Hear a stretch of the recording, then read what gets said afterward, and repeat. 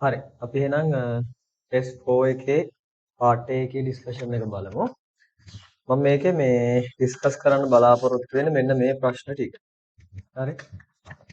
අ පළවෙනි ප්‍රශ්නය ඊළඟට 2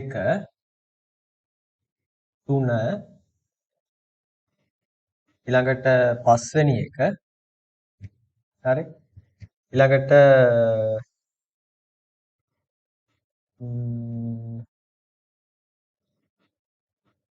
8 වෙනි එක සහ 10 වෙනි එක. හරි.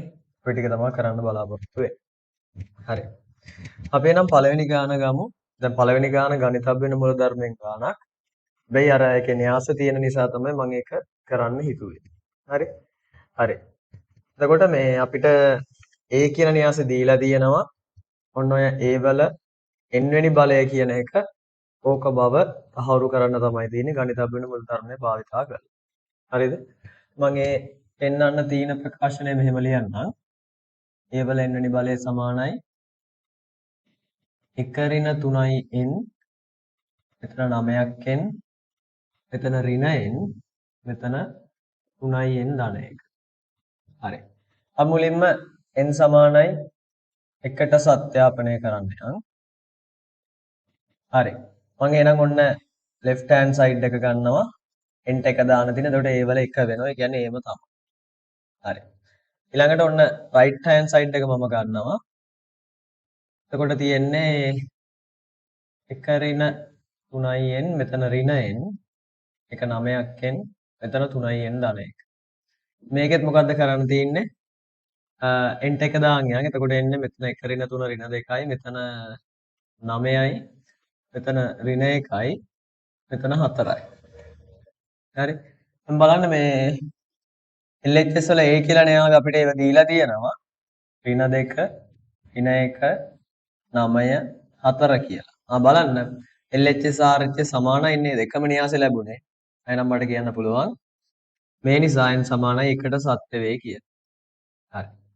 ඊළඟට අපි ඊළඟ ස්ටෙප් එකට යන් n සමානයි p ට සත්‍ය බව උපකල්පනය කිරීම කියන එක. ඒවට කරන්න තියෙන්නේ මෙන්න මේ දීලා තියෙන ප්‍රකාශනය n ට p දාගෙන යන්න. එතකොට මට එනවා a වල p සමානයි 1 ඍණ 3ක් p මෙතන 9ක් p මෙතන ඍණ p මෙතන 3යි p ධන 1. හරි. ඔන්න එහෙනම් a වල p. හරි. ඊළඟට අපි යන් n සමානයි p ධන 1ට සත්‍යාපනය කරන්න. හරි. හරි මම ගන්නවා LHS. ඒතර LHS එන්නේ a වල p ධන 1 බලය කියලා. හරිද? a වල p ධන 1 බලය. එතකොට මෙන්න මේ a වල p ධන 1 බලය කියන එක මට මෙහෙම ලියන්න පුළුවන් නේ. a වල p ගුණ කිරීම a. හරිනේ. හරි එහෙම නැත්නම් a ගුණ කිරීම a වල p කියලා ලියන්න පුළුවන්. ඒත් ගැටලුවක් නැහැ. හරි. හරි. එතකොට අපි ගාව දැන් a වල p කියන එක තියෙනවනේ. අතර මේ තියෙන a වල p නේ. හරි. a වල p වෙනකොට අපිට මේක දාගන්න පුළුවන්. න්‍යාසය දාගන්න පුළුවන්. හරි කෙනාම. 1 ඍණ 3ක් p මෙතන ඍණ p මේක 9යි p මෙතන 3යි p ධන 1. හරි. ඊළඟට a කියන එකත් අපි ගාව අපිට දීලා තියෙන එක. ඍණ 2 ඍණ 1 9 4. එතන මෙයාගේ ගණය 2 ගුණ කිරීම 2 මෙයාගේ ගණයත් 2 ගුණ කිරීම 2. හරි මේ දෙන්න සමානයිනේ. ඒ නිසා ගුණ කරන්න පුළුවන්. ගුණ කරාම ප්‍රතිඵලය වෙන න්‍යාසයේ ගණය ගන්න පුළුවන් මෙන්න මේ දෙන්න භාවිතා කරලා. එතකොට එතනත් එන්නේ 2 ගුණ කිරීම 2 එකක්ම තමයි. හරි. එතකොට මේ 2 ගුණ කිරීම 2 එකක් කියන්නේ මෙහෙම එකන්නේ. මෙයා තමයි පළවෙනි පේළිය පළවෙනි අවයවය. මෙයා තමයි පළවෙනි පේළිය දෙවෙනි අවයවය. මෙයා තමයි දෙවෙනි පේළිය පළවෙනි අවයවය. මෙයා තමයි දෙවෙනි පේළිය දෙවෙනි අවයවය. මෙයාව ගන්නෙ කොහමද? පළවෙනි පේළිය පළවෙනි තීරෙත් එක්ක ගුණ කරලා. මේකේ පළවෙනි පේළිය අරගේ පළවෙනි තීරෙත් එක්ක ගුණ කරලා. මෙයාව ගන්නෙ කොහමද? පළවෙනි පේළිය දෙවෙනි තීරෙත් එක්ක ගුණ කරලා. ඊළඟට මෙයාව ගන්නෙ කොහමද? දෙවෙනි පේළිය පළවෙනි තීරෙත් එක්ක ගුණ කරලා මෙයාව ගන්නෙ දෙවෙනි පේළිය දෙවෙනි තීරෙත් එක්ක ගුණ කරලා. මෙයාව ගන්න පළවෙනි පේළිය පළවෙනි තීරෙත් එක්ක වැඩි කරන්න තියෙනවා. ඒතර මීට වැඩිය මම මේ න්‍යාස ටික ලොකුවට දාගන්නම්. හරි. මෙතන යම් සුළු කිරීමක් තියෙනෝනේ.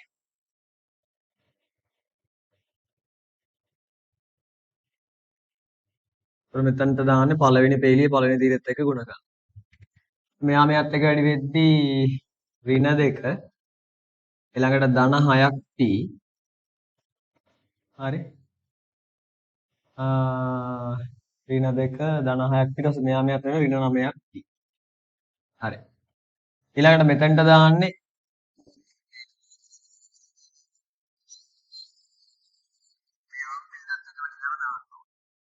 එතකොට මෙතන එනවා ඍණ 1 ධන 3ක් t ඊළඟට ඍණ 4ක් t මෙතෙන්ට දාන්න ඕනේ දෙවෙනි පේලියේ පළවෙනි තීරෙත් එක්ක ගුණ කරලා. මෙයාව මෙයත් එක්ක වැඩි කරලා. හරි එතකොට එන්නේ ඍණ 18ක් t එනවා.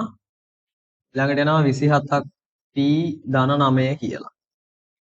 මෙතෙන්ට දාන්න ඕනේ දෙවෙනි පේලිය දෙවෙනි තීරෙත් එක්ක ගුණ කරලා මෙයාව මේකත් එක්ක. එතකොට ඍණ 9ක් t එනවා. ඊළඟට 12යි p ධන 4 කියලා එනවා. හරි. දැන් මේක තව සුළු කරන්න පුළුවන්. සුළු කරද්දී මෙතන එන්නේ ඍණ 9 ධන 6 ඍණ 3යිනේ. ඍණ 2 ඍණ 3යි p කියලා. හරි. මෙතන එන්නේ 1 ඍණ 1 ඍණ p කියලානේ. ඍණ 1 ඍණ p. මෙතන එන්නේ 9 ධන 9ක් p කියලා. අතන එන්නේ 4 ධන 3ක් p කියලා. 4 ධන 3ක් p. හරි.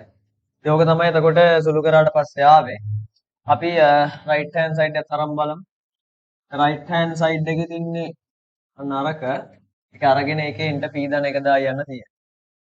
ඒක ඍණ 3 වතාවක් p ධන 1 වෙනවා. මෙතන 9ක් p ධන 1. මෙතන ඍණ වතාවක් p ධන 1. මෙතන 3 වතාවක් p ධන 1 ධන 1. මේක සුළු කරාට පස්සේ මෙහෙම හැදෙනවද බලන්න. ඍණ 3 ධන 1යි ඍණ 2 හැදෙනවා. හරි ඍණ 3ක් කිත් හැදෙනවා. ඍණ 1 ඍණ p මෙතනින් හැදෙනවා. මෙතනින් එනවා 9 ධන 9ක් t. මෙතනින් එනවා ධනිත් එක. එනවනේ 3යි p ධන 4 එනවා. වැඩේ හරි. අන්න එහෙනම් එතනත් මොකද වෙන්නේ? LHS සහ RHS සමාන වෙනවා. දැම්මට කියන්න පුළුවන්. ඒ නිසා n සමානයි p ධන 1ටත් සත්‍යයි කියලා. ඒ අවසාන වාක්‍යයත් ලියන්න මේ අනුව ගණිතබ්බින මූලධර්ම යනුවෙන් ගණිතබ්බින මූලධර්මයට අනුව ඉහත ප්‍රකාශනය සත්‍ය වේ කිය. හරි? හරි. ඔන්න එහෙනම් අපි පළවෙනි ගාන හැදුවා. හරි පළවෙනි ගාන හැදුවා. මහා ලොකු දෙයක් නෑ. නමුත් අර ටිකක් වෙනස් ටයිප් එකේ ගානක් නේ. පාස් පේපර්ස් වල මෙහෙම න්‍යාස වලින් ගණිතබ්බින මූලධර්ම ගණන් සෙට් කළා නෑ අපිට. හරි? පාස් පේපර්ස් වල තියෙන්නේ අර සික්ඛාංකණයයි ගුණාකාරයක් බව පෙන්වීමයි බොහොමයක් වෙලාවට තියෙන්නේ. හරිද? මේක වෙනස් ගානක් ඒකයි මම හැදුවේ. හරි. අපි යන් ඊළඟට දෙවෙනි ගානට. දෙවෙනි ගානේ තියෙන්නේ ප්‍රක්ෂිප්ත සහ ගැටුම් වල මික්ස් එකක් වගේ නේද? ප්‍රක්ෂිප්ත නම් ලොකුවට ඕන වෙන්නේ නැහැ. ගැටුමුත් ලොකුවට ඕන වෙන්නේ නැහැ. දෙකෙන්ම නිකන් ඊට 50 50 වගේ තමයි ඕන වෙන්නේ.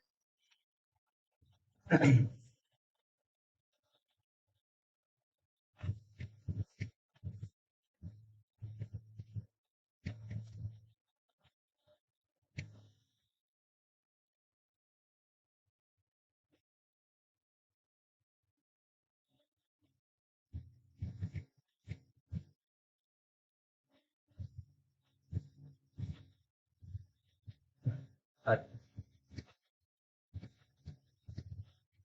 අපි නම් මේ ඒකට අදාළ රූප සටහනක් අඳිමු. ඒක වෙන්නේ ඕක කොහොම ප්‍රක්ෂේපණය කරනවා. හරි. ගිහිල්ලා බිත්තිය වදින විදියට.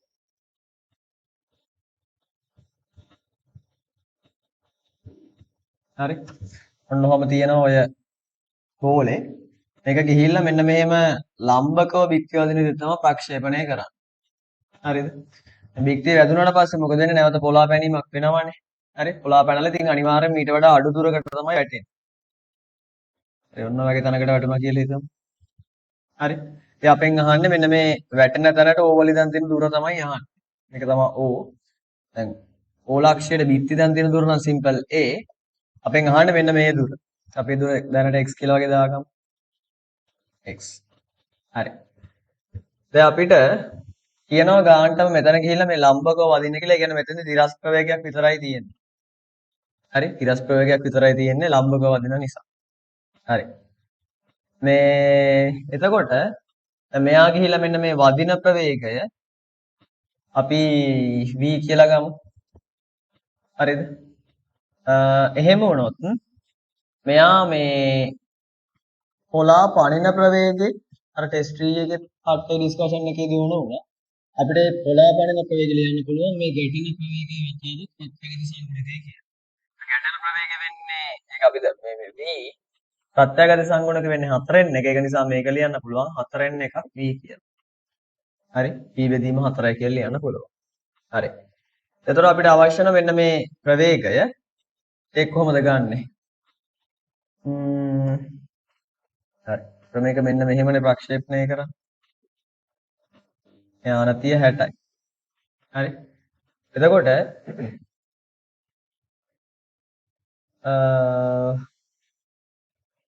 හරි.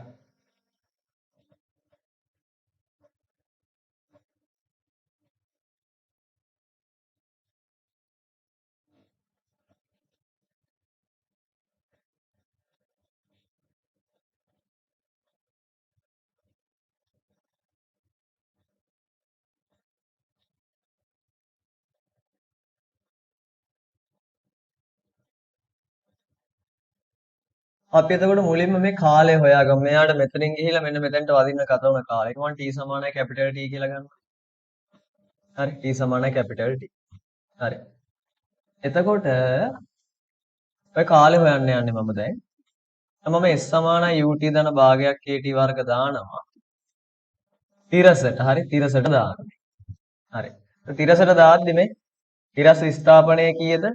ආරම්භයේ මෙතන අවසානයේ මෙතන. ඒ කියන්නේ මේ ලෙවල් එකකින් ඉන්නේ. තිරස් ස්ථාපනයේ සිම්පල් a.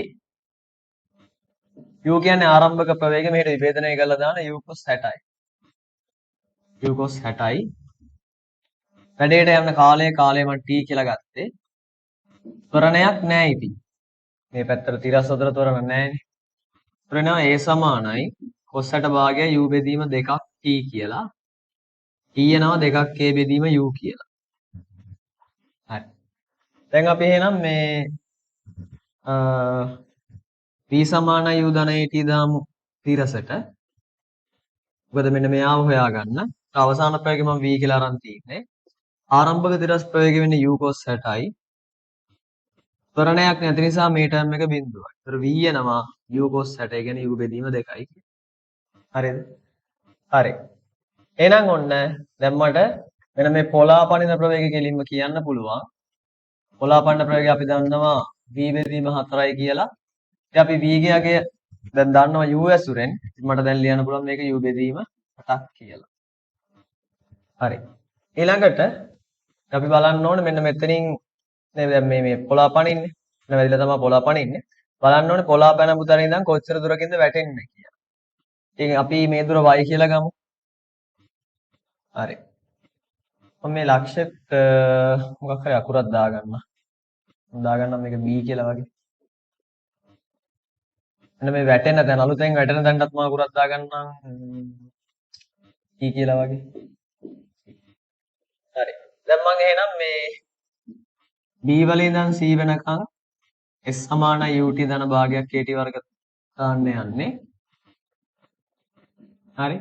මම දාන්නේ මෙන්න මේ පැත්තට. මොකද මෙහෙටනේ චලිත වෙන්නේ. කලින් තමයි මෙහෙට ගියේ. දැන් මෙහෙට යනවා. හරි මේ පැත්තට. හරි. එතකොට තිරස් ස්ථාපනය වෙන්නේ y. ආරම්භක තිරස් ප්‍රවේගය වෙන්නේ කෙලින්ම u බෙදීම 8 එතකොට. මොකද ලම්බකව වදිනවා. ඉතින් ලම්බකව තමයි පොළාපනින්නේ. හරි. කාලය මේ කාලයට සමාන කියලා ගන්න කියලා තියෙනවා පේනවනේ. ගෝලයේ උඩට චලිත කාලයත් යටට චලිත කාලයත් සමාන වන බව සැලකිය හැකියි. හරි.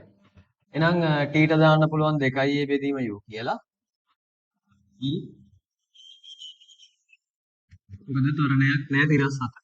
මෙතනින් සුළු වුණාට පස්සේ එනවා u කැපෙනවා මෙයාට මෙයා කැපෙනවා a බෙදීම 4යි කියලා. y a බෙදීම 4යි. අපෙන් x වනේ අහන්නේ. හරි. අපි දන්නවා x ධන y සමානව කාටද? සිම්පල් a ට x කියන්නේ ඉතින් a ඍණ y කියන්නේ බෙදීම 4යි. මෙතන සුළු කරාට පස්සේ x එනවා 3ක් a බෙදීම 4යි කියලා. හරි. ඔන්න එනං උත්තරේ. හරි. හරි. එහෙනම් ඔන්න දෙවෙනි ගානත් හරි. හරි. ඊළඟට අපි යන් මේ ලිමිට් ගානට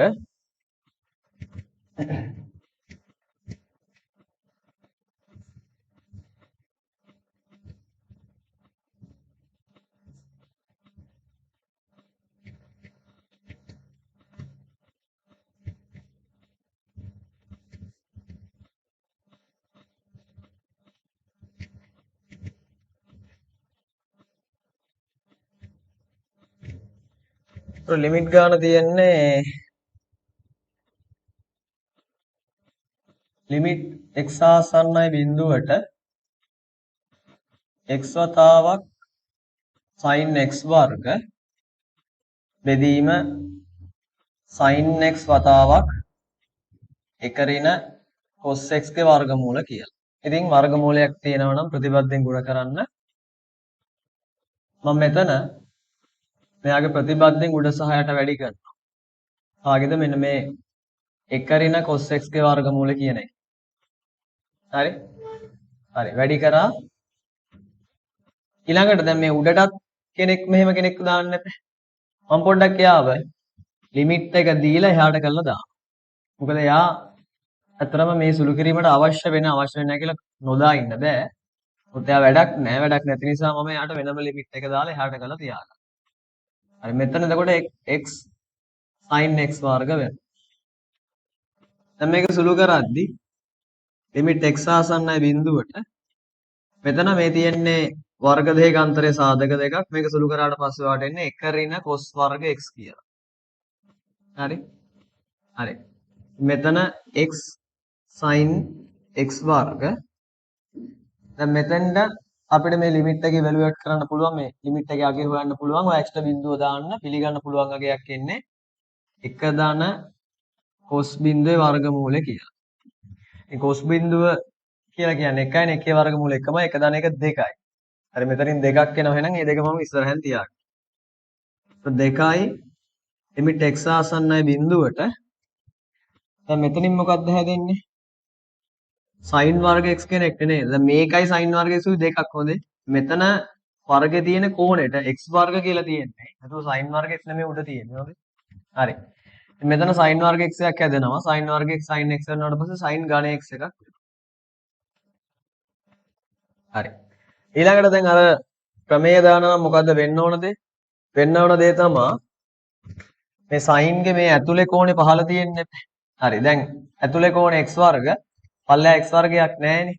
නිසා අපි x වර්ගයක් අතින් දාගමු. මේ විදිහට දාගමු.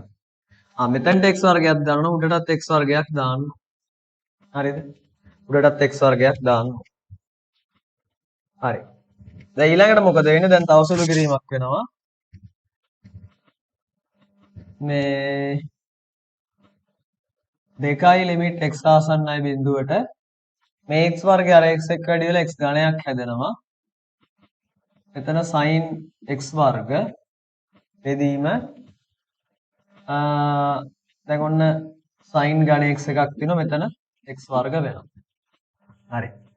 දැන් මම මේක අර ප්‍රමේය දාන්න පුළුවන් විදිහට සිත දෙකකට වෙන් කර ගන්නවා මේ. බලන්න. මේක එකක් කියලා මම ගන්නවා. මේක එකක් කියලා ගන්න. ඒතර තමයි ප්‍රමේය ගන්නට සෙට් වෙන්නේ. හරි ප්‍රමේය දාන්න පුළුවන්. හරි. ප්‍රමේය දාන්න පුළුවන්. හරි. දැන් මෙතන සිත දෙකක ගුණිතයක් තියෙන. ඉතින් අපිට ලිමිට් එක වෙන වෙනම දෙන්න පුළුවන් ඒ දෙන්නට. මම මෙතෙන්දි පාඩම කරන එක නෙමෙයි කරන්නේ. ඒක නිසා තියරි දන්නේ නැත්නම් නැවත පොත බලන්න. තියරි දන්නේ නැත්නම් තියරි මතක නැහැ. හරි. ඒතරata තියරිත් එක්ක අපිට ඩිස්කස් කරන්න ගියොත් එහෙම ඉතින් කරන්න වෙන්නේ නැහැ මේ. හරි. හරි. දැන් ඊළඟට බලන්න මෙතන මේ උඩයි යටයි දෙන්නගෙම ගණේ ඉන්නවා.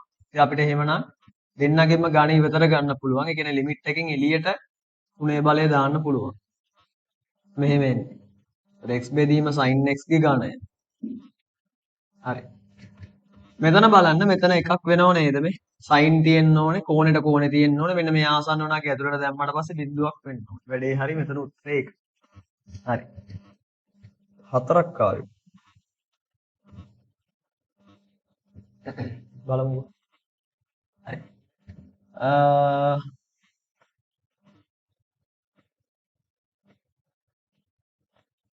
ඊළඟ මෙතනත් බලන්න මේ තියෙන්නේ අර අරකමනේ. මම මෙහෙම දෙයක් කරන්නම් ඕනනම් මෙතන උඩයි යටයි දෙකම x ගෙන් බෙදන්න.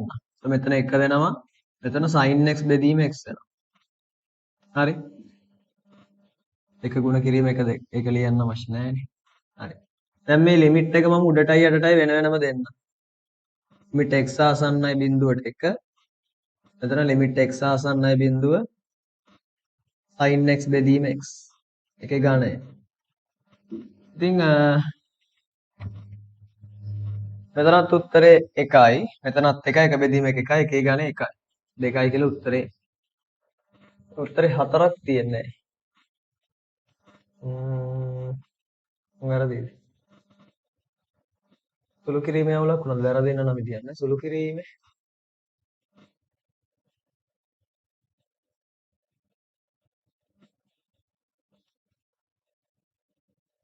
Oh my god. පොඩක් වැරදිලා. හරි.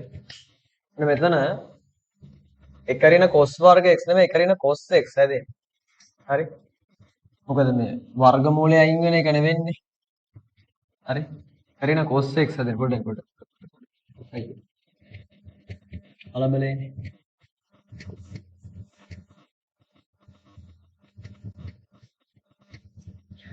එකරින cos x හැදෙන්නේ. හරි.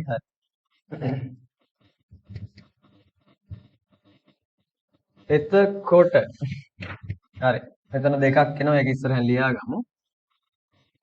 මේ එකරින cos x අපිට කොහොමද ලියන්න පුළුවන්? අපිට මතක ඇති එකරින cos 2x තිබ්බොත් අපි ලියනවා 2 sin වර්ග x කියලානේ. එකරින cos x තිබ්බොත් අපිට ලියන්න පුළුවන් 2 sin වර්ග x බෙදීම 2 කියලා. හරි. 2 sin වර්ග x බෙදීම 2. හරි. උඩ x එකක් තියෙනවා. යට නෙමෙයි මෙතන තව sin x වර්ගයක් තියෙනවා. හරි. දැන් කලින් කතාවම බලංගුයි මොකද්ද? මේ කෝණේ යට තියෙන්න ඕනේ ප්‍රමේය දාන්න නම් ඉතින් ඒක නිසා මම x වර්ගයක් අතින් දාගන්න ඔක්කොල්ල එහාට ඒත් එක්කම උඩටත් දාගන්න බෑ. හරි. දැන් ඊට පස්සේ අපි මේක ශ්‍රිත කිහිපයකට කඩා ගන්න වෙන්නේ. හරිද? හරි. මම පොඩ්ඩක් මේක ලියන්නම් මෙහෙම. උඩ තියෙනවා x ඊළඟට sin x වර්ග රෝ x වර්ගයක් තියෙනවා. යට x ගියාට sin x තියෙනවා. ඒතර අපිට මේ දෙන්නව අල්ලලා ලිමිට් එක දුන්නොත් එකක් කරගන්න පුළුවන්. sin x වර්ගයට තියෙන්න ඕනේ x වර්ගයනේ. නිසා මම එයාම x වර්ග ලියා ගන්නම් මෙතනින්. එන්න මේ ඉතුරු කෙනාව කෙලවරෙන් ලියා ගන්න.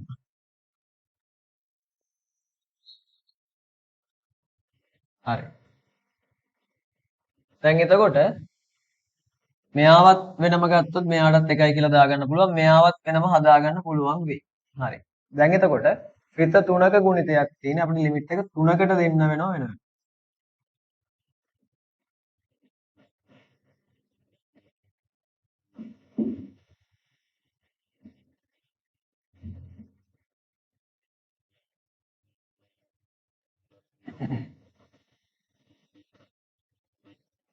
මෙතනත්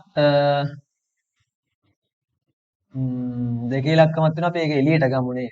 දෙකේ ඉලක්කම එළියට ගමු. බෙදීම දෙකක් වෙලා ඉන්නේ. මෙයාට මෙයා කැපිලා මේක නැතුව යනවා. හරි? ඇතුලේ තියාගෙන උනත් වැඩේ කරන්න පුළුවන්. නමුත් අවශ්‍ය නැහැ නේ. ඉතින් මේ දෙකේ ඉලක්කම එළියට ගමු. එළියට ගත්ත ගමන් මෙතෙන්ට එන්නේ උඩ තියෙන කෙනා සහ මෙයා කැපිලා නැති වෙලා යනවා. ඒතර මෙතන දැනට ඉලක්කමක් නැහැ. හරිද? හරි. ඉතුරු කෙනාවත් ලිමිට් එක දාලා එහාට කරොත් මේ විදියට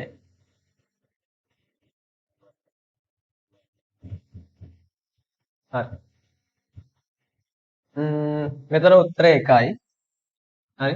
මේක අනිත් පැත්ත හරවලා දාන්න ඕනේ. ඉතින් මේ අනිත් පැත්ත හරවන්න යන්නේ නැහැ මම. මේක හදනවා නම් කියන්නේ මේක 1යි කියලා ගන්න පුළුවන්. නමුත් අපේ සිලබස් එකේ කියනවා මේක අර sin x බෙදීම x තිබ්බොත් 1යි කියලා තමයි අපේ සිලබස් එකේ තියෙන්නේ. නිසා මේක අනිත් පැත්ත හරවන්න. ඉතින් අනිත් පැත්ත හරවන්න කියලා මහ ලොකු දෙයක් නැහැ.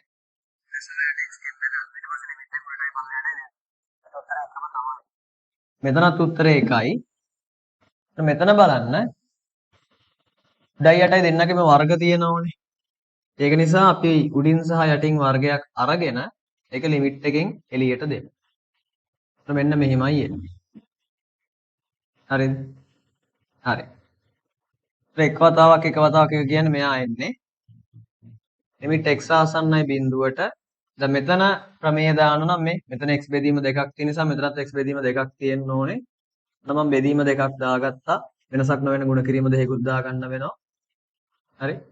ඔය විදිහට තමයි සෙට් වෙන්නේ. හරි. දැන් ඊළඟට මෙන්න මේ දෙක ඉලක්කම එළියට ගමු. ඒක එළියට යන්න හතරක් වෙලා. හතරක් වෙලා. එතකොට මෙතනත් ඔන්න ඔහොම එකක් එන්නේ. මේක මේ අර විදිහට හදා ගන්න පුළුවන් sin x උඩට කරලා හදා ගන්න පුළුවන්. ඔයා x බෙදීම දෙකෙන් උඩයි යටයි බෙදුවා. ඉතින් මම මේ දේ සුළු කිරීම කරන්න යන්නේ නැහැ. මේ නමුත් සිලබස් එකේ ඉතින් එහෙම තියෙනවා. ඉතින් මේකට වැරදි දාන්න බෑ. හරි. කිසිම වැරද්දක් නැහැ. නමුත් සිලබස් එකේ sin x බෙදීම x එකයි කියලා තමයි කියන්නේ. නමුත් x බෙදීම sin x උනත් එකම තමයි. හරි. යුනිවර්සිටි එකේදී එහෙම තමයි පාවිච්චි කරන්නේ. ඉතින් මේක කෙලින්ම එකයි කියලා කියන්න පුළුවන්. නමුත් සිලබස් එකේ මේක අනිත් පැත්තට තමයි තියෙන්නේ. හරි. ඉතින් මම මේක දැන් අනිත් පැත්ත හරවන්න යන්නේ. මෙතනත් උත්තරේ එකයි. වෙන්නේ 4 වතාවක් එකේ වර්ගයේ උත්තරේ 4යි කියලා. හරි. හරි. අර කලින් පොඩි මිස්ටේක් එකක් වුණා. මෙන්න මේ වර්ගමූලය සුළු කරද්දී ඉතින් කල්පනාවෙන් කරන්න ඕනේ. හරි. cos වර්ග x ගන්න මේ cos x එකක් එන්නේ. හරි. හරි. ඔන්න එනම් මේ තුන්වෙනි ගානත් හරි. හරි. අපි ළඟට යන් පස්වෙනි ගානට.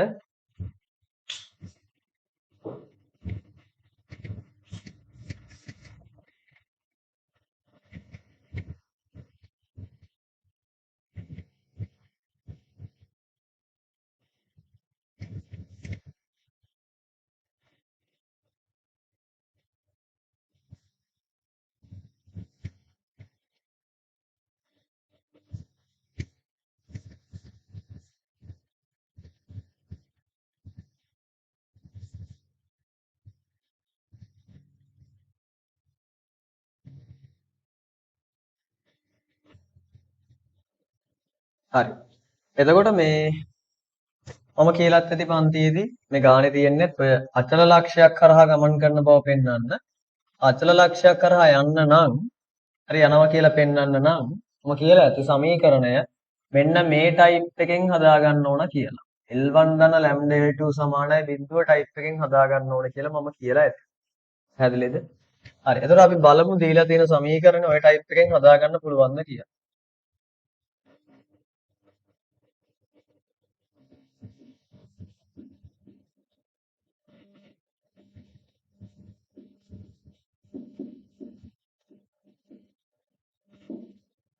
හරි. අපි මේක සුළු කරයියන්. එතකොට gamma x mu x 2 gamma y mu y මේ දෙන්නත් මෙහෙට ගියමු ඍණ gamma ඍණ 2ක් mu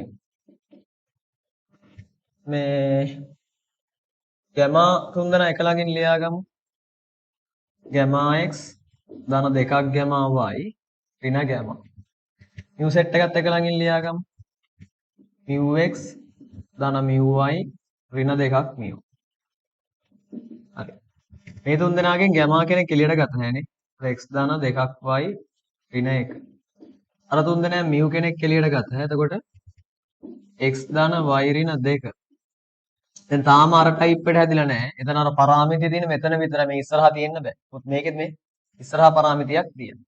ඒක නිසා අපි මුළු සමීකරණයම මෙයාවනේ අයින් කරගන්න ඕනේ. ගැමාගෙන් බෙදයි. ගැමාගෙන්. එනවා මෙතන mu බෙදීම ගැම දැන් මේ ගැමා කැපිලා ගියා. එතන mu බෙදීම ගැමා වෙනවා. ඔන්න ඔහොම එනවා. හරිනේ? සමානයි බිඳුව. හරි. දැන් ඉතින් ඔයාලට ලියන්න පුළුවන් මෙය L1 ධන ලැම්ඩා L2 සමානයි බිඳුව ආකාර ගනි. මේ නිසා ලැම්ඩා සාමීය පරාමිතීන් විතරදී රේඛා සියල්ල අචල ලක්ෂයක් කරා ගමන් කරයි කියන. හරි ඉතින් මම ඒ වාක්‍ය ලියන්නේ නැහැ. වට එහෙම ලියන්න පුළුවන්. ඒක ලියන්නත් ඕනේ. හරි දැන් මෙහෙම නවත්තලා දාන්න එපා. මේක මේ ටයිප් එක ගන්නවා හරි. මෙය L1 ධන ලැම්ඩා L2 සමානයි බිඳුව ආකාර ගනී. මේ නිසා රේඛා සියල්ල අචල ලක්ෂයක් හරහා ගමන් කරයි. ඔය ඊළඟට අහන්නේ ඔය අචල ලක්ෂය හොයන්න කියලා. ඉතින් අචල ලක්ෂය වෙන්නේ මොකක්ද? අත්‍තරම අපි ඒකත් කතා කරා අන්තියේදී. අචල ලක්ෂය වෙන්නේ මේ රේඛාවෙයි මේ රේඛාවෙයි මේ ඇතුළේ තියෙන රේඛා දෙක තියෙනවානේ. මේ ඇතුළේ තියෙන රේඛා දෙකේ ඡේදන ලක්ෂය. හරි. ඔය අහන අචල ලක්ෂය වෙන්නේ ඒ කියන අචල ලක්ෂය වෙන්නේ හරි. අර රේඛා දෙකේ ඡේදන ලක්ෂය. රේඛා දෙකේ ඡේදන ලක්ෂය. ඡේදන ලක්ෂය. හරි. රේඛා දෙක කවුද? එකක් තමයි x ධන 2ක් y ඍණ 1 සමානයි බිඳුව. අනිත් එක තමයි x ධන y ඍණ 2 සමානයි බිඳුව. හරි. මේ දෙක සුළු කරන්න තියෙන්නේ.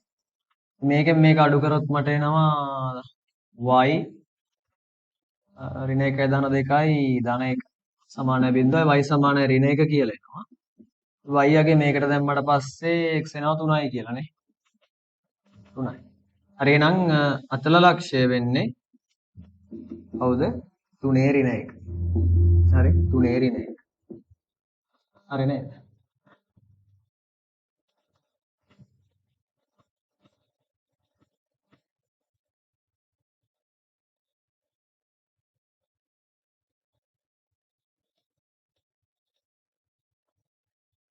හරි හරි උත්තරේ හරි. අචල ලක්ෂය වෙන්නේ 3 ඍණ 1 කියලා. හරි.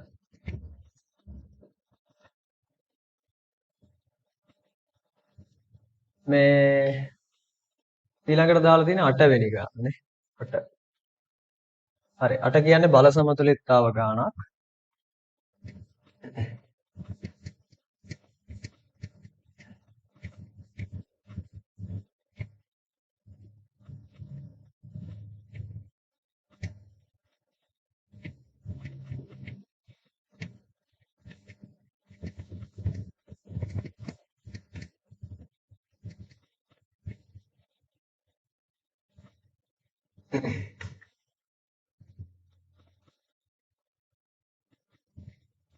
හරි.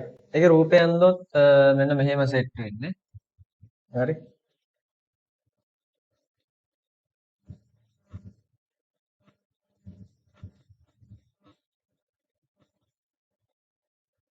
මෙතන තමයි A, මේක B, මේක C, මේක D.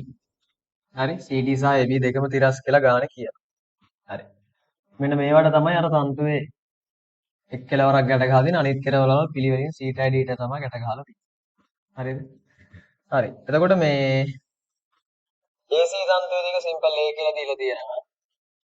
ඊළඟට මේකේ මූල 3යි A කියලා දීලා තියෙනවා. ඉතින් මූල 3යි නම් මේක ටිකක් දිග්ග වැඩි වෙනවා නේ.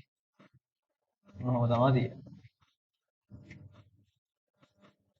හරි. හරි. ඊළඟට අපිට කියනවා මේ AC තන්තු අංශක 60ක් ආනතෝලු තියෙන්නේ. ඔය විදියට. අපෙන් අහනවා මේ BD තිරසට ආනතෝන කෝණය. BD තිරසට ආනතෝන කෝණය මෙන්න මේ කෝණය අහන්නේ. හරි. ඒක ගන්න පුළුවන් මෙහෙමනේ. අපි මෙන්න මේ උස h කියලා ගමු. හරි. දැන් මෙයා 60 නම් මෙයත් 60යිනේ. දැන් මට h මෙන්න මේ ත්‍රිකෝණය ලියන්න පුළුවන් කොහමද? a sin 60යි කියලා. හරි නේද මම? හරි. දැන් ඉතින් මේ උස h නම් මේ උසත් h වෙන්න එපා.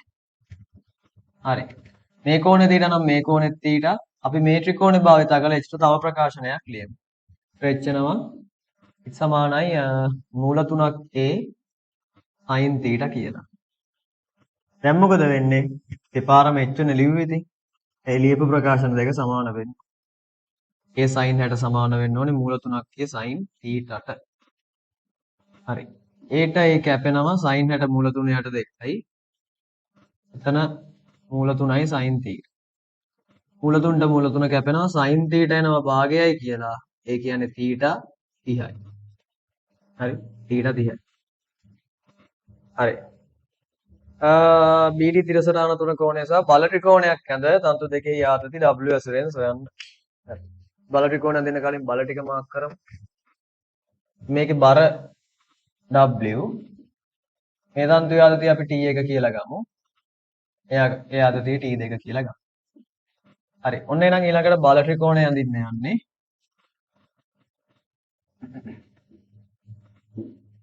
ඒතර මුලින්ම W බලය මම අඳින්නම්. එහෙනම් අත්‍යවශ්‍ය නැහැ මුලින්ම W අඳින්න. කැමති එකක් හදාගත්තේ. මොකද මම දන්න බලය සාමාන්‍යයෙන් මුලින් අඳිනවා. ඒක ඉවර වෙන තැනින් මේ දෙකෙන් එකක් අඳින්න ගන්න තියෙන්නේ. මම මෙයාම අඳින්නම්.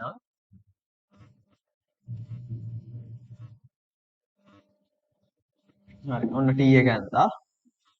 හරි. ඊපස්සේ ඒක ඉවර වෙන තැනින් T2 අඳින්න තියෙන උර ගානට ගිහලා අරකට මැච් වෙන්න ඕන. මේ සෙට් වෙන්න ඕන. හරි. කොහොමයි එන්නේ. ඊට පස්සේ T1 ඉතින් තිරසටාන තවන කොන අපි දන්නවා 60යි කියලා. මෙයා තිරසටාන තවන කොන අපි දන්නවා 30යි කියලා. හරි. ඉතින් එහෙනම් මෙතනත් 60යි මේ කෝණේ 90ක් වෙන්නත් ඕනේ නේ. හරිනේ. හරි. එතකොට මෙයා 60 නම් මෙතන 30යි. එහෙනම් මෙයා 30 නම් මෙතන 90 නම් 90ක් වෙන්න බෑ. තිරස් කෙනෙන්නේ මේක. මෙතන 60යි. හරි. දැන් ඉතින් මේ තන්තු දෙකේ ආතතිය අහන්නේ මෙන්න මේ බල ත්‍රිකෝණයට දාන සයින් ප්‍රමේය. වෙනවා T1 බෙදීම sin 60 සමානයි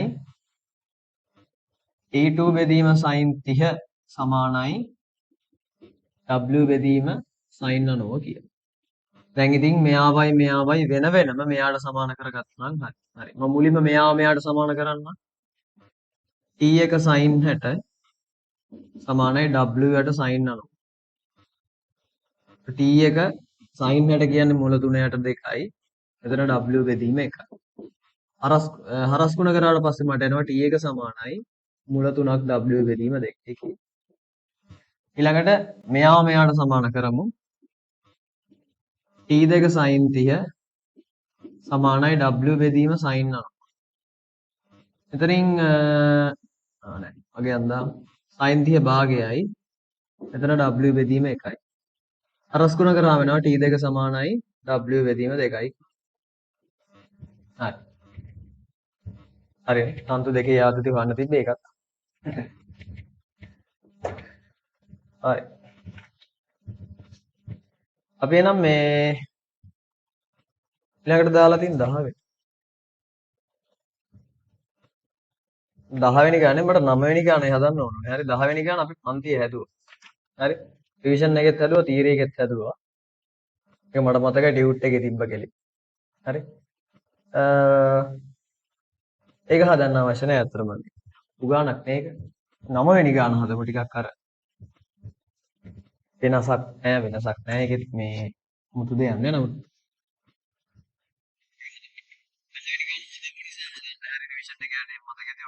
ළඟක දින රිවිෂන් එකේ ආවේ කී අතති කරේ. හරි. ටයිප් එකේ ගානක් හැදුවා. හරි. කොහමද මන්ද හැදුවා. ඒක නිසා ඒක අවශ්‍ය නැහැ.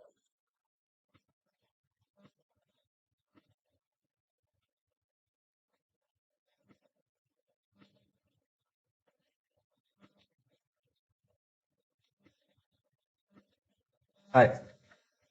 මේ අපි යන් ඔන්න ඊළඟට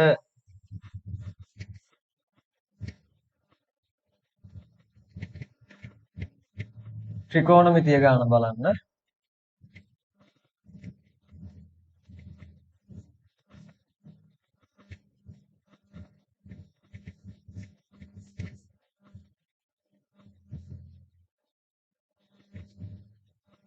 එක්ක 10 වෙනි ගානත් හදලා දාමු. ඔන්න එකත් හදලා දාමු. ඉතින් ඉවර දැන් දාලා තිබ්බේ. ආයි මොකක්ද? හරි. හරි. 9 වෙනි ගාන cos භාගයයි cos inverse tan එක සමානයි x නම් x සමානයි 4න් 3 බව පෙන්වන්න. හරි. මම මේ ඇතුලේ කෙනාව ඇල්ෆා කියලා ගන්නවා. මට එනවා ඇල්ෆා සමානයි භාගයයි cos inverse tan එක කියලා. හරි. දැන් මෙතන කොහොමද තියෙන්නේ? එතකොට මෙයා ඇල්ෆා කියලා ගත්තේ නම් මෙතන cos alpha සමානයි x කියලා. හරි. මෙතන මේක හරස් ගුණ කරාම 2යි ඇල්ෆා සමානයි cos inverse tan එකයි කියලා එනවා. cos inverse මෙහෙට එවද්දි cos වෙනවා. cos 2යි ඇල්ෆා සමානයි 10 එකයි කියලා එනවා. හරි. ඉතින් දැන් මේක සුළු කරයි යද්දි අපි සූත්‍ර දාමු. cos වලින් තියෙන සූත්‍ර දාමු. මොකද cos alpha සමාන x කියලා නේ ආවේ මෙතන. 2යි cos වර්ග alpha ඍණ 1 සමානයි 8n එක වෙනවා. හරි. ඒතර cos alpha x නම් cos වර්ග alpha කියන්නේ x වර්ග. කොහොම එන්නේ? ඉතින් 2යි x වර්ගය සමානයි 1 ධන 8n එක. එතකොට 2යි x වර්ග සමානයි 9 බෙදීමට නේ. 9 බෙදීමට x වර්ගය එනවා 9 බෙදීම 16යි x එහෙනම් එනවා 3 බෙදීම 4යි කියලා. ඒක නම් මහ ලොකු දෙයක්. හරි. ඔන්න 10 වෙනි ගණනත් හදලා දාමු. 9ත් ඕකේ. 10යි.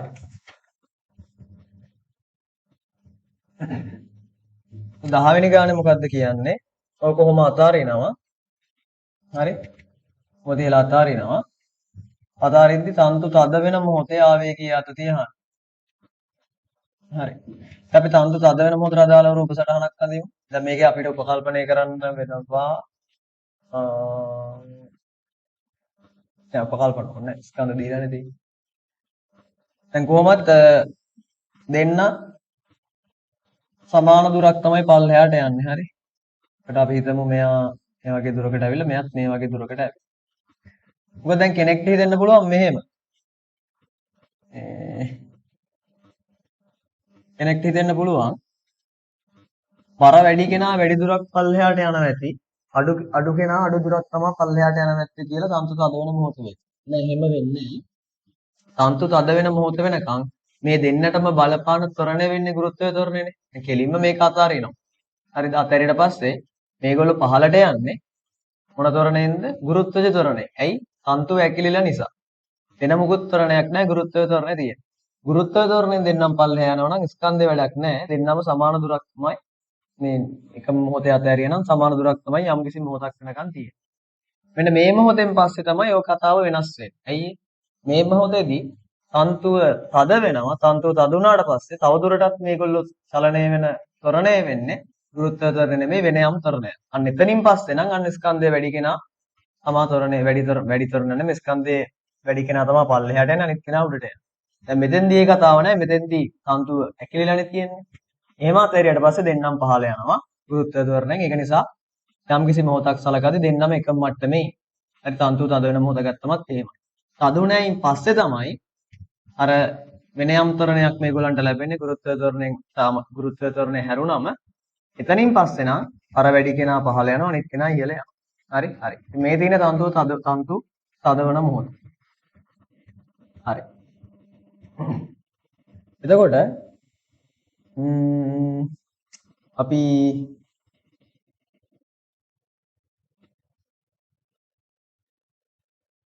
තන්තු තද වෙන මොහොතේදී වෙන්නේ අපි මේකේ බල ටික මාක් කරගමු. දැන් ආවේගී බල විතරයි මාක් කරන්න ඕනේ. මම ඒක කියලාත් ඇති. අපිට ආවේගී ආතති සම්බන්ධ ගණකදී ආවේගී බල විතරයි ඕනේ. බර ඒවා මේවා වැඩක් නැහැ. හරි. හරි. එතකොට මෙයාගේ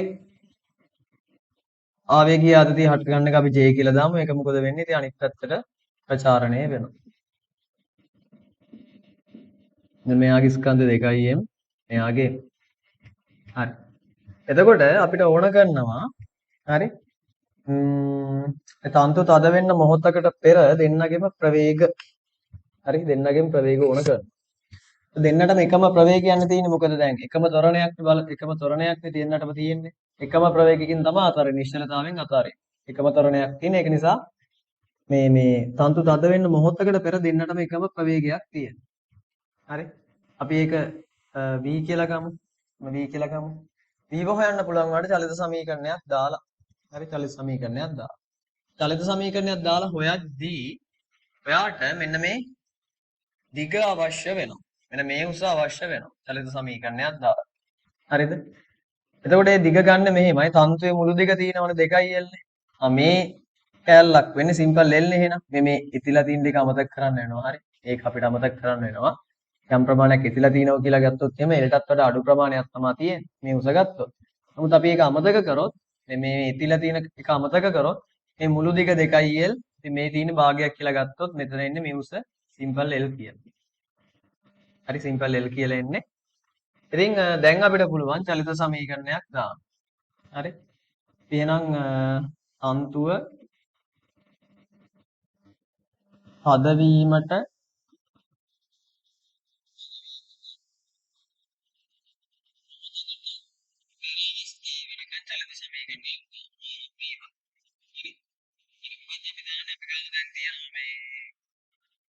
දුර තියෙනවා අපිට අවශ්‍ය කරන මෙන්න මේ අවසාන ප්‍රවේගය අපි දන්නවා ආරම්භය අත්හැරියේදී බිඳුවේ.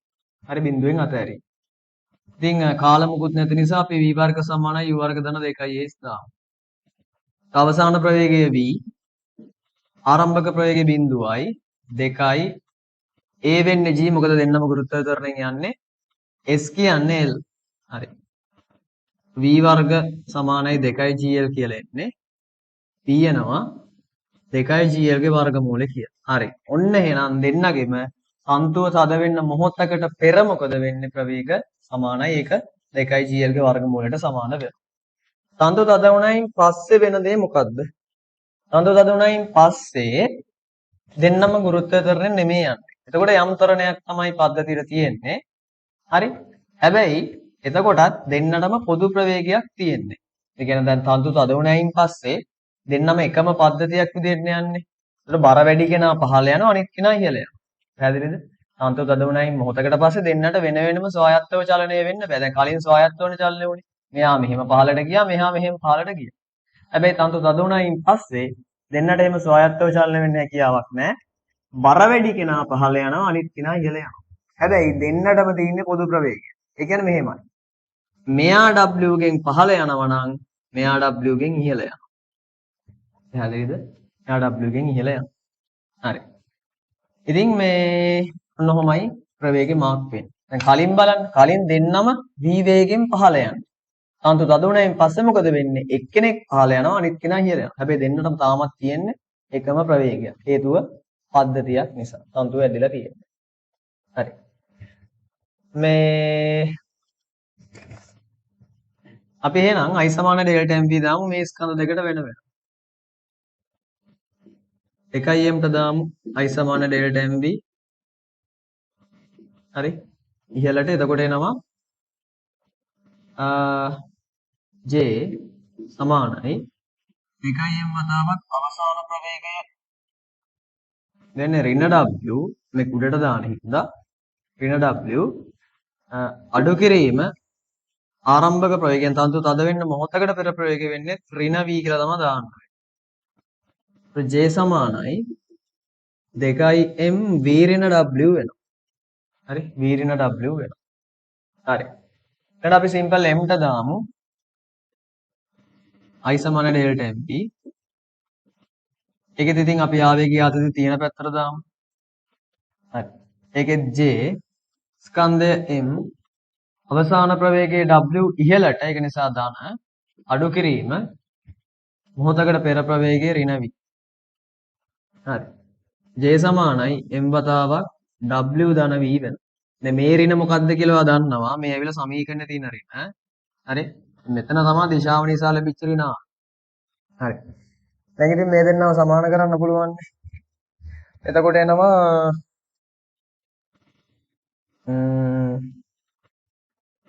2m වතාවක් v ඍණ w සමානයි m වතාවක් w ධන v කියලා. හරි. m ට m කැපෙනවා 2යි v ඍණ 2යි w සමානයි w ධන v.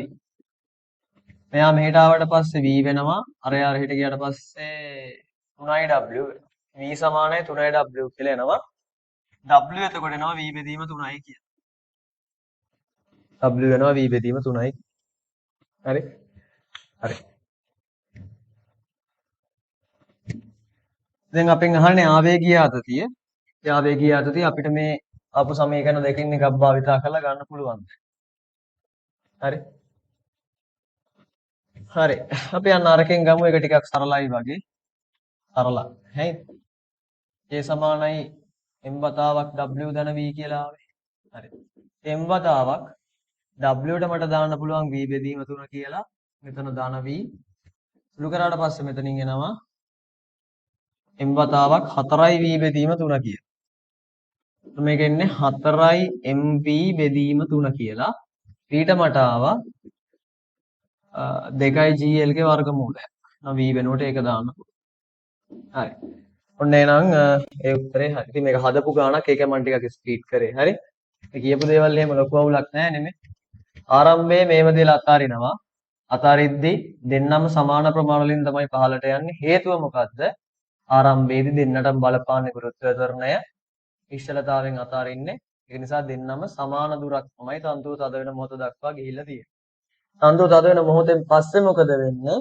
එතකොට දෙන්නට ගුරුත්වාකර්ෂණ නෙමෙයි වෙන යම් ත්වරණයක් තියෙන්නේ. ඒ ත්වරණය යටතේ මොකෝ වෙන්නේ? මෙයා පහළට යනවා, මෙයා ඉහළට යනවා. හැබැයි දෙන්න පද්ධතියක් විදිහට ඇසිරෙන නිසා දෙන්නටම තියෙන පොදු ප්‍රවේගය. එනේ මෙයා W ගෙන් පහළ යනවා, මෙයා W ගෙන් ඉහළ යනවා. හරිද? එච්චරයි. මේ තේරුම් ගන්න තියෙන්නේ. තේරුම් ගන්නේ මහ ලොකු යන්නේ මේ හදපු දේ. හරි? ආවේගීය ආතතිය J කියලා ගත්ත මේ බර දාන්නයි කියලා දන්නවා. හරි? දැන් ආවේගීය ආතතිය නම් උතන දැන් තන්තුවේ ආතතියක් තියෙනවනේ සාමාන්‍ය ආතතිය ඒව මාක් කරන්නේත් නැහැ. ආවේගීය බල ටික මාක් කරනවා. හරි? හරි. ඉතින් ඊට පස්සේ I සමාන ඩෙල්ටා mv දාලා ගාන හදාගන්න තියෙනවා. හරි? හරි. එහෙනම් අපි 10 වෙනි ගානත් ඉවරයි. මේක මම කෙලින්ම රිවිෂන් එකේ හදපු ගානක් මට මතක වෙයි. හරි මට තීරයේකේ මතක නැහැ තීරයක ටික දවසකට කලින් මේක කරේ මාස දෙකකට විතර කලින් මට මතක නැහැ මේක හැදුවද කියලා. නමුත් රිවිෂන් එකේ නම් මේ ගාන කියන මේ මට දත්ත මතක නැහැ. නමුත් ටයිප් එකේ ගානක් හැදුවා කියලා මතකයි. හරි. අපි එහෙනම් ටෙස්ට් 4 එකේ පාර්ට් A ඩිස්කෂන් එක ඉතින් ඉවර කරමු.